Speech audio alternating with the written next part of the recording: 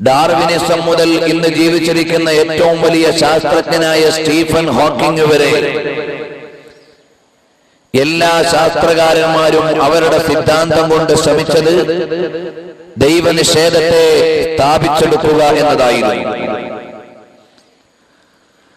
അതുകൊണ്ടാണ് ഡാർവിനിസം ന്യായമായി സ്ഥിരപ്പെടുത്തുവാൻ ശാസ്ത്രലോകത്തിന് ഇന്നും കഴിഞ്ഞിട്ടില്ല. ഉത്തരം കിട്ടാത്ത ഒരുപാട് ചോദ്യങ്ങളുടെ നടുവിലാണ് പരിണാമ സിദ്ധാന്തം ഇപ്പോഴും നിലനിൽക്കുന്നത്. പക്ഷേ എന്തുകൊണ്ട് ലോകോത്തരമായി അത് വാഴ്ത്തപ്പെടുകയും ഇന്നും പാഠപുസ്തകങ്ങളിൽ നിന്ന് ഒഴിയാതെ നിൽക്കുകയും ചെയ്യുന്നു എന്ന് ചോദിച്ചാൽ, നിരീശ്വരവാദി പ്രസ്ഥാനങ്ങൾ മുഴുവനും ദൈവമില്ല എന്ന് പറയാൻ ഒരു പുൽത്തുരുമ്പിന് വേണ്ടി കാത്തിരിക്കുമ്പോഴാണ് കമ്മ്യൂണിസ്റ്റ് ദർശനങ്ങളുടെയും ലെനിനിസ്റ്റ് കാഴ്ചപ്പാടുകളുടെയും അതുപോലെയുള്ള നിരീശ്വര വിചാരങ്ങളുടെ നടുവിലേക്ക് ഈ ഒരു സിദ്ധാന്തം കടന്നു വന്നപ്പോൾ എന്ന് പറയാൻ ഒരു ശാസ്ത്രീയ പിന്തുണ കിട്ടിയതുപോലെയാണ് അവരതിനെ ഉപയോഗപ്പെടുത്തിയത്. എന്നാൽ ശാസ്ത്രലോകത്തിന്റെ അടിസ്ഥാനപരമായ ലക്ഷ്യം എന്താണ്? ഏതെങ്കിലും ഒരു സിദ്ധാന്തത്തെ പഠിപ്പിച്ചു തരലല്ല, പുതിയൊരു കാഴ്ചപ്പാടിനെ നമ്മുടെ മുമ്പിലേക്ക് സ്ഥാപിക്കലല്ല. അടിസ്ഥാനപരമായി ദൈവനിഷ്ഠമല്ലാത്ത ഒരു സമൂഹത്തെ വാർത്തെടുക്കുകയാണ് അവർ ലക്ഷ്യം വെക്കുന്നത്. എന്റെ ശബ്ദം ശ്രവിക്കുന്ന ഒരുപാട് വിദ്യാസമ്പന്നരായ ആളുകളും ആലോചിക്കുന്നവരുമൊക്കെ ഉണ്ടാകാം. കേവലമായ ഒരു നിഗമനത്തിൽ നിന്നല്ല ഞാനിത് സംസാരിക്കുന്നത്. കാരണം ശാസ്ത്രത്തിന്റെ കടന്നുവരവുകൾ ആത്യന്തികമായി ലക്ഷ്യം വെച്ചത് ദൈവനിഷേധത്തിൽ അധിഷ്ഠിതമായ ഒരു സമൂഹത്തെ രൂപപ്പെടുത്താനാണ്. The triumph of Darwinism implied the rejection of God and set the stage for replacing biblical religion with a new faith based on evolutionary naturalism. പരിണാമാത്മകമായ പ്രകൃതിവാദത്തിലൂടെ വേദങ്ങളെയും ബൈബിളുകളെയും എല്ലാം സ്വീകരിച്ചുകൊണ്ട് ജീവിച്ച ഒരു സമൂഹത്തിലേക്ക് വേദങ്ങളില്ലാത്ത, ദർശനങ്ങളില്ലാത്ത, ബിബ്ലിക്കൽ കാഴ്ചപ്പാടുകളില്ലാത്ത ഒരു സമൂഹത്തെ രൂപപ്പെടുത്തുകയാണ് അത് ലക്ഷ്യം വെച്ചിട്ടുള്ളത്. It would be the established religious philosophy of modernity. ആധുനികതയുടെ മതകാഴ്ചപ്പാടുകളെ ശാരീരികവൽക്കരണത്തിലൂടെ ദൈവനിഷേധത്തിലേക്ക് കൊണ്ടുവരിക എന്നതാണ് യഥാർത്ഥത്തിൽ the rejection of God. ദൈവത്തെ നിഷേധിക്കുക, വിസമ്മതിക്കുക. ഇതാണ് ഡാർവിനിസം ആദ്യം അതിന്റെ പടവ് വെക്കുന്നതോടുകൂടി ലക്ഷ്യം വെച്ചത്. അപ്പൊ നിരീശ്വര വിചാരമുള്ള ആളുകൾ അതിനെ ഏറ്റെടുക്കുകയായിരുന്നു. നിരീശ്വര ബോധത്തിലൂടെ വന്ന ആളുകൾക്കൊരു പിന്താങ്ങായതുകൊണ്ടാണ് കേരളത്തിലും ഇത്തരം പുസ്തകങ്ങൾ ഏറ്റവും കൂടുതൽ പ്രസിദ്ധീകരിച്ചത്. ഏതു പ്രസാധകരാണെന്ന് പഠിച്ചാൽ മാത്രം ഇതിന് വ്യക്തമായ ഉത്തരം കിട്ടും. ഇതിന്റെ ഗഹനമായ തലങ്ങളിലേക്ക് പോകാനുള്ള വേദിയല്ല എന്ന് എനിക്കറിയാം. ഞാനതുകൊണ്ട് കടക്കൊന്നുമില്ല. മാത്രമല്ല, ഹാർവാർഡ് യൂണിവേഴ്സിറ്റിയിലെ ശാസ്ത്രീയ വിഭാഗം ഉപദേഷ്ടാവ് എഴുതി വെച്ച ചില വരികൾ കൂടി നിങ്ങളോട് ഞാൻ പങ്കുവെക്കാം. അതായത്, ദൈവനിഷേധത്തിൽ അധിഷ്ഠിതമായ ഒരു സമൂഹത്തെ രൂപപ്പെടുത്തലാണ് ഈ സമം mc²ന്റെയും ഗുരുത്വാകർഷണ ബലത്തിന്റെയും ശാസ്ത്രീയ കാഴ്ചപ്പാടുകളുടെയും അതുപോലെ തന്നെ സാങ്കേതികമായ കാൽവെപ്പുകളുടെയും എല്ലാം അടിസ്ഥാനപരമായ ലക്ഷ്യം. The primary problem is not to provide the public with the knowledge of how far it is the nearest star and what genes are made of. ഭൂമിയോട് ഏറ്റവും അടുത്തു നിൽക്കുന്ന നക്ഷത്രം എത്ര ദൂരെയാണ് എന്ന് പഠിപ്പിച്ചു തരലല്ല ശാസ്ത്രം അടിസ്ഥാനപരമായി ലക്ഷ്യം വെക്കുന്നത്.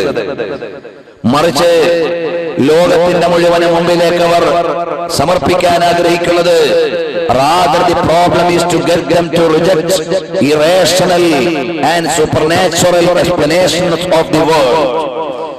ലോകത്തിന്റെ ധാർമ്മികവും അല്ലെങ്കിൽ ആത്മീയവും അല്ലെങ്കിൽ സൂപ്പർ നാച്ചുറൽ കാഴ്ചപ്പാടുകളിലൂടെയുമുള്ള ഒരു ദൈവവിചാരം ഇവിടെ ഉണ്ടാകാൻ പാടില്ല എന്നതാണ് ശാസ്ത്രം ലക്ഷ്യം വെക്കുന്നത്. In a word, the public needs to accept materialism, which means that they must reject God. അവർ ദൈവത്തെ നിരാകരിക്കണം. ദൈവമില്ലാത്ത ഒരു സമൂഹത്തെ ഇവിടെ പടുത്തെടുക്കണം. ഇതായിരുന്നു ശാസ്ത്രലോകത്തിന്റെ അടിസ്ഥാനപരമായ ലക്ഷ്യം. അല്ലാതെ ഏതു ജീനിൽ നിന്ന് മനുഷ്യനെ പടച്ചു എന്നല്ല, എത്ര ദൂരെയാണ് ഏറ്റവും അടുത്ത നക്ഷത്രം നിൽക്കുന്നത് എന്ന് പറഞ്ഞു കൊടുക്കലല്ല. അപ്പോൾ ദൈവനിഷേധത്തിൽ അധിഷ്ഠിതമായ ഒരു സമൂഹത്തെ രൂപപ്പെടുത്തിയെടുക്കുമ്പോൾ ശാസ്ത്രത്തിന്റെ അടിസ്ഥാനപരമായ ലക്ഷ്യം ഇവിടെ സാധ്യമാവുകയുള്ളൂ. ഞാൻ എന്തിനാണ് ഇതിവിടെ പറയുന്നത്? അനുബന്ധമായി ഞാൻ വിശദീകരിക്കാം. അപ്പോൾ ശാസ്ത്രത്തിന്റെയും സാങ്കേതികതയുടെയും ആധുനാധുനിക കാഴ്ചപ്പാടുകളുടെയും മോഡേൺ കൺസെപ്റ്റുകളുടെയും നടുവിലേക്ക് പോകുന്ന ഒരു മനുഷ്യൻ, അവനിൽ നിന്ന് ഉണ്ടായിത്തീരാൻ പോകുന്നത് എന്താണ്? അവിടെയാണ് എന്റെ അന്വേഷണത്തിന്റെ തുടക്കം. അതും അവർ തന്നെ വിശദീകരിക്കുന്നത് ഞാൻ വായിക്കാം. Man stands alone in the universe, a unique product of a long unconscious impersonal material process with a unique understanding and potentiality. This he owes to no one but himself, and it is to himself that he is responsible. മനുഷ്യനെ സംബന്ധിച്ചിടത്തോളം അവൻ ആരോടും പ്രതിബദ്ധതയില്ല, ആരോടും ബാധ്യതകളില്ല, ആരോടും കടപ്പാടുകളില്ല. അവന്റേതു മാത്രമായ ലോകം. ഇതിലേക്ക് സാധിച്ചെടുക്കലാണ് യഥാർത്ഥത്തിൽ ഇവിടുത്തെ ഭൗതിക വിചാരങ്ങളുടെയും ശാസ്ത്രീയ കണ്ടെത്തലുകളുടെയും കാൽവെപ്പുകളുടെയും മുഴുവനും അടിസ്ഥാനപരമായ ലക്ഷ്യം. ഇവിടെയാണ് മതത്തിന്റെ അന്വേഷണത്തെ നാം തുടങ്ങേണ്ടത്. നമ്മുടെ എല്ലാവരുടെയും മക്കൾക്ക് ആവശ്യമായ ഭൗതിക വിദ്യാഭ്യാസം കൊടുക്കുകയും ഭൗതിക സാഹചര്യങ്ങൾ ഒരുക്കി കൊടുക്കുകയും മോഡേൺ വിദ്യാഭ്യാസത്തിന് ആവശ്യമുള്ളത് മുഴുവനും കൊടുക്കുകയും ചെയ്യുമ്പോ മെറ്റീരിയലിസ്റ്റ് മോഡേൺ സൊസൈറ്റിയായി നമ്മുടെ മക്കൾ മാറുകയാണ്. ശാരീരികവൽക്കൃത പുതിയ തലമുറയായി നമ്മുടെ സമൂഹം മാറി വരുമ്പോ അവരുടെ ഇടയിൽ നിന്ന് ചോർന്നു പോയിക്കൊണ്ടിരിക്കുന്നത് ആത്മീയമായ വിചാരങ്ങളാണ്. ആത്മീയമായ വിചാരങ്ങൾ നഷ്ടമാകുന്ന ഒരു സമൂഹം ജഡവൽക്കരിക്കപ്പെട്ട കേവലമായ ശരീരങ്ങളായി മാത്രം പരിണമിക്കുകയാണ്. യൂറോപ്പ് ദാരിദ്ര്യം അനുഭവിച്ചുകൊണ്ടിരിക്കുന്നത് സമ്പത്തിൻ്റെതല്ല, ടെക്നോളജിയുടേതല്ല. മറ്റേതെങ്കിലും രാജ്യങ്ങളിൽ നിന്ന് വേദനിച്ചുകൊണ്ടിരിക്കുന്നത് ആധ്യാത്മികമായ സമാധാനമില്ലായ്മയാണ് അനുഭവിച്ചുകൊണ്ടിരിക്കുന്നത്. ഇവിടെയാണ് വിശുദ്ധമായ ഇസ്ലാമിന്റെ പവിത്രമായ പാഠങ്ങളെ കാലോചിതമായി വായിക്കുകയും കാലാനുസൃതമായി വിശദീകരിക്കുകയും സമകാലിക സംവേദനങ്ങളോട് ഇടപിരിഞ്ഞുകൊണ്ട് വ്യാഖ്യാനിക്കുകയും ചെയ്യേണ്ടത്. പ്രിയപ്പെട്ട സഹോദരങ്ങളെ, നമ്മുടെ മക്കളെല്ലാവരും അല്ലാഹു തആല നൽകിയ സാമ്പത്തികമായ അനുഗ്രഹത്തിന്റെ പിന്നിൽ ഇന്ന് കോളേജുകളിലും ഡിഗ്രിക്കും പോസ്റ്റ് ഗ്രാജുവേഷനും അതുപോലെ തന്നെ ഡോക്ടറേറ്റിനും ഒക്കെ പഠിക്കുന്നവരാണ്. ഇതിനു വേണ്ടി നമ്മൾ മാറ്റിവെച്ചത് spiritual education, that means the stem of man. മനുഷ്യന്റെ അടിസ്ഥാനപരമായ ആധ്യാത്മിക വിജ്ഞാനത്തെ മാറ്റിവെച്ചുകൊണ്ട് ഭൗതികമായ വിദ്യാഭ്യാസത്തിലേക്ക് മാത്രം ചേക്കേറിക്കൊണ്ടിരിക്കുന്ന നമ്മൾ കേവലമായ വേൾഡ്ലി ലൈഫ് അഥവാ ഈ ഭൗതികമായ ജീവിതത്തെ മാത്രം കാണുകയാണ്. ഈ കേവലമായ ഭൗതികമായ ലോകം ഇവിടെ മാത്രമാണ് സ്വർഗം, ഇതിനപ്പുറത്ത് ജീവിതമില്ല. ഇവിടെയാണ് എല്ലാ സുഖങ്ങളും ആസ്വദിക്കേണ്ടത്, ഇതിനപ്പുറത്ത് വേറെ ഒരു ലോകമില്ല. ഇവിടെ ഇഷ്ടമുള്ളതെല്ലാം കാണണം, ഇഷ്ടമുള്ളതെല്ലാം കേൾക്കണം, ഇഷ്ടമുള്ളതെല്ലാം അനുഭവിക്കണം, ഇഷ്ടമുള്ളത് മുഴുവനും കീഴൊടുക്കണം എന്ന വിചാരത്തിൽ വളർന്നു വരുന്ന പുതിയ തലമുറ ഈ സമൂഹത്തിന്റെ മുഴുവനും അസ്തിത്വത്തിനെതിരെ അമ്പെയ്തുകൊണ്ടിരിക്കുകയാണ്. ഇവിടെയാണ് പ്രിയപ്പെട്ടവരെ ആത്മീയമായ വിചാരത്തിന്റെ അത്തിവാരങ്ങളെ നമ്മുടെ സമുദായത്തിന്റെ മുമ്പിലേക്ക് പറഞ്ഞു കൊടുക്കേണ്ടത്. പരിശുദ്ധമായ ഖുർആനിന്റെ പാഠഭാഗങ്ങളെ ആനുകാലിക സമൂഹത്തിന്റെ ഹൃദയത്തിലേക്ക് പറഞ്ഞു കൊടുക്കണമെങ്കിൽ നാം മനസ്സിലാക്കേണ്ടത് ഖുർആൻ വായിച്ചതുപോലെ ഭൗതികതയെ വായിക്കണം, ഖുർആൻ വായിച്ചതുപോലെ പാരത്രികതയെ വായിക്കണം, ഖുർആൻ വായിച്ചതുപോലെ ഇവിടുത്തെ അനുഗ്രഹങ്ങളെ വായിക്കണം. നമ്മളെല്ലാവരും മാനം മുട്ടുന്ന കൊട്ടാരങ്ങൾ പണിത് കേവലമായ ഈ ഭൗതിക ജീവിതത്തിന്റെ മട്ടുപ്പാവുകൾക്ക് വേണ്ടി കെട്ടിയൊരുങ്ങുന്നവരും സ്വപ്നമുണ്ടാക്കുന്നവരുമാണ്. എന്നാൽ പരിശുദ്ധമായ ഖുർആൻ പറയുകയാണ്, വമൽ ഹയാത്തുദ് ദുനിയാ ഇല്ലാ ലൈബുൻ വലഹു. കേവലമായി ഭൗതികമായ ലോകം കളിയും തമാശയും രസങ്ങളും മാത്രമാണ്. യാഥാർത്ഥ്യത്തിന്റെ തലങ്ങളെ ഇവിടെ നിങ്ങൾ പ്രത്യക്ഷത്തിൽ കാണുന്നില്ല. ആധ്യാത്മികമായ വിചാരങ്ങളിലാണ് മനുഷ്യലോകം കടന്നു വരേണ്ടത്. എവിടെയാണ്? വഖാലൂ ഇൻ ഹിയ ഇല്ലാ ഹയാതുന ദുനിയാ വമാ നഹ്നു ബിമബ്ഊസീൻ.